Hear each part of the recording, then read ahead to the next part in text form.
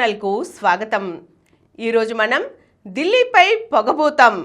ఢిల్లీలోని వాయు కాలుష్యానికి కారణాలు, పరిష్కార మార్గాలను చూద్దాం. దేశ రాజధాని ఢిల్లీని గత కొన్నేళ్లుగా వెంటాడుతున్న వాయు కాలుష్య భూతం మళ్లీ ఈ సంవత్సరం కూడా కోరలు చాస్తోంది. వాయు నాణ్యత సూచీలో ఇది 422గా నమోదయ్యింది. కొన్ని రోజులుగా వాయు కాలుష్యం తీవ్ర రూపం దాల్చడంతో నగరవాసులు ఉక్కిరిబిక్కిరి అవుతున్నారు. ఊపిరి తీసుకోలేకుండా ఉన్నారు. దీంతో అనేక స్కూళ్లను ముందుగానే మూసివేయవలసి వచ్చింది. విమానాలకు అంతరాయం కలుగుతోంది. సాధారణ జనజీవనం స్తంభిస్తోంది. ఉద్యోగులు ఇళ్ల నుంచే పని చేసుకుంటున్నారు.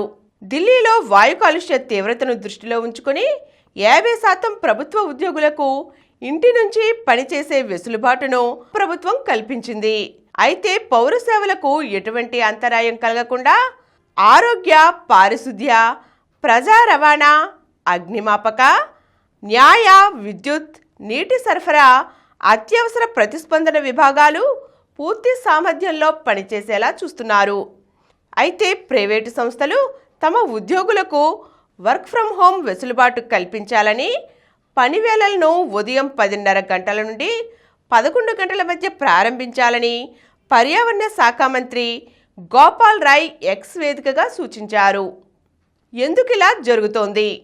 ఢిల్లీ వాయు కాలుష్యం ఇప్పటికిప్పుడు పుట్టింది కాదు.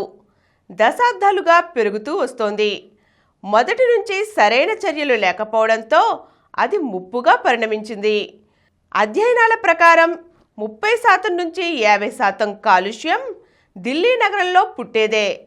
మిగిలినది బయటి ప్రాంతాల నుంచి వస్తోంది. చుట్టుపక్కల రాష్ట్రాల్లో పంటల వ్యర్థాలను తగులబెట్టడం మరో ముఖ్య కారణం. కాలుష్యానికి కారణాల్లో వంటలకు, వేడికి, చిన్న మధ్య తరహా పరిశ్రమల్లో జీవ ఇంధనాలను వాడటం ముఖ్యమైనది. బొగ్గు ఆధారిత విద్యుత్ ప్లాంట్లు నిర్మాణాల కారణంగా వెలువడే దుమ్ము, వాహనాల కాలుష్యం ఇతర కారణాలు. విపరీతంగా పెరుగుతున్న జనాభా కారణంగా వెలువడే వ్యర్థాలను యమునా నదిలో పారబోస్తున్నారు. ఇది కాలుష్య కాసారంగా మారింది. దేశ రాజధాని కావడంతో పాటు ఉపాధి అవకాశాలు లభిస్తాయనే ఆశతో అనేక మంది వలస వస్తున్నారు. దీంతో విపరీతంగా జనాభా పెరిగిపోయింది. వారందరికీ సౌకర్యాల కల్పన సవాలుగా మారింది. జనాభా కారణంగా ఇళ్ల నుంచి వాహనాల దాకా అన్నీ పెరిగాయి. ఇళ్ల నిర్మాణం వల్ల తలెత్తే కాలుష్యంతో పాటు వాహనాలు ఆజ్యం పోస్తున్నాయి. దీనికి పరిష్కార మార్గాలు. ఢిల్లీలో కాలుష్యాన్ని అరికట్టడానికి తొలుత చేయవలసింది సరిహద్దు రాష్ట్రాల్లో పంటల వ్యర్థాలను తగులబెట్టకుండా ఆపడమేనని నిపుణులు సూచిస్తున్నారు. శరత్ గుత్తికొండ చేసిన శాస్త్రీయ అధ్యయనంలోనూ ఇదే తేలింది. పంటల వ్యర్థాలను తగులబెట్టడాన్ని వెంటనే ఆపవలసి ఉంది.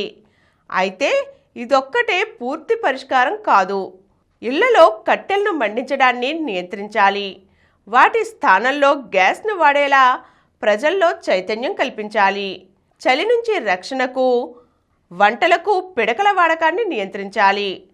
కాలుష్యకారక పరిశ్రమలను నగరానికి దూరంగా తరలించాలి.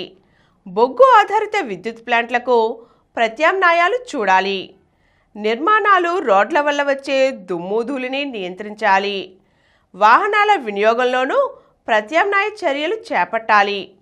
నగరానికి 300 కిలోమీటర్ల పరిధిలో ఉన్న 11 బొగ్గు ఆధారిత విద్యుత్ కేంద్రాలలో బొగ్గుకు బదులుగా ఫ్లూ గ్యాస్ డీసల్ఫరైజేషన్ టెక్నాలజీని వాడవలసి ఉంది.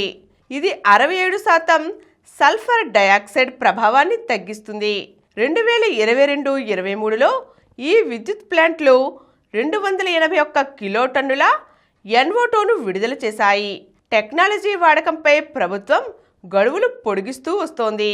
కాలుష్యాన్ని అడ్డుకోవడానికి చేపట్టే తాత్కాలిక చర్యల కారణంగా కార్మికుల జీవనోపాధికి గండి పడుతోంది.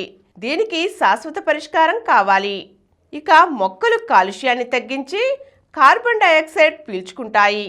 అవి ఆక్సిజన్ను విడుదల చేసి ఇళ్లను కూల్గా ఉంచుతాయి. అందుకే మొక్కలను విరివిగా నాటాలి. ఇళ్లలో చీపుర్లను, వ్యాక్యూమ్ క్లీనర్లను వినియోగించడాన్ని నిలిపివేయాలి. తడిపిన వస్త్రాలతోనే తుడుచుకోవాలి. ఢిల్లీలో ఇప్పటికే డీజిల్ వాహనాలను నిషేధించినా విద్యుత్ వాహనాలను ప్రోత్సహించే చర్యలు చేపట్టాలి. ప్రజా రవాణాను ఎక్కువగా ప్రోత్సహించాలి.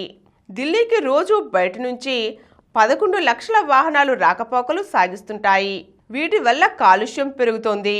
దీంతో వీటిని నగరంలోకి రాకుండా నిషేధించారు. దీనివల్ల ప్రజలకు అవసరమైన నిత్యావసరాలు అందకపోవడమే కాకుండా వాహనాల సిబ్బందికి ఉపాధి పోతోంది. సున్నితమైన ఇటువంటి సమస్యలను శాశ్వత పరిష్కారాలు అతి త్వరలోనే చేపట్టాలి. ఇంగ్లాండ్ రాజధాని అయిన లండన్లో ఇటువంటి సమస్య వచ్చినప్పుడు ఏం చేశారో చూద్దాం. 19వ శతాబ్దం ఆఖర్లో ఇంగ్లాండ్ రాజధాని లండన్ ఇటువంటి సమస్యనే ఎదుర్కొంది. 1952 డిసెంబర్లో 4000 మంది మరణించారు. దీంతో ప్రభుత్వం బొగ్గు ఆధారిత విద్యుత్ ప్రాజెక్టుల స్థానంలో గ్యాస్ ప్రాజెక్టులను నిర్మించింది. దీంతో పాటు క్లీన్ అండ్ గ్రీన్ పేరుతో నగరంలో చర్యలు చేపట్టింది. 2021 నాటికి లండన్ ప్రపంచంలోనే అత్యధిక పరిశుభ్ర నగరాల్లో ఒకటిగా నిలిచింది. ఇదే సమస్య చైనాలోనూ వచ్చింది. 2013లో చైనా రాజధాని బీజింగ్ తీవ్ర వాయు కాలుష్యంతో ఇబ్బంది పడింది.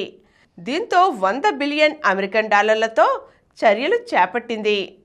తొలుత బీజింగ్లో బిలియనీర్ అయిన పాన్ షీ సామాజిక మాధ్యమంలో కాలుష్యంపై పోరాటం ప్రారంభించారు. అది క్రమంగా ప్రజా ఉద్యమంగా మారింది.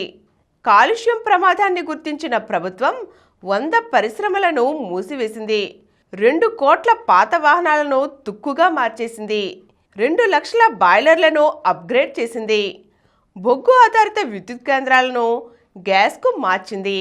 ఈరోజు మనం ఢిల్లీలో వాయు కాలుష్యానికి చెక్ పెట్టాలంటే ఎటువంటి పరిష్కార మార్గాలు నిపుణులు సూచించారో తెలుసుకున్నాం కదండి. మరిన్ని అంశాలతో మళ్ళీ కలుద్దాం.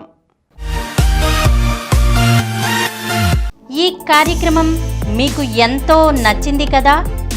ఇటువంటి మరిన్ని వీడియోల కోసం అనతి కాలంలోనే 20 కోట్ల వ్యూస్ సాధించిన సమరం ఛానల్ సమర్పించు సమరం ప్రగతి ఛానల్కు సబ్స్క్రైబ్ చేయండి, లైక్ చేయండి, మీ ఫ్రెండ్స్కి షేర్ చేయండి. అలాగే ప్రక్కనున్న గంట సింబల్ని ప్రెస్ చేయడం మర్చిపోకండి.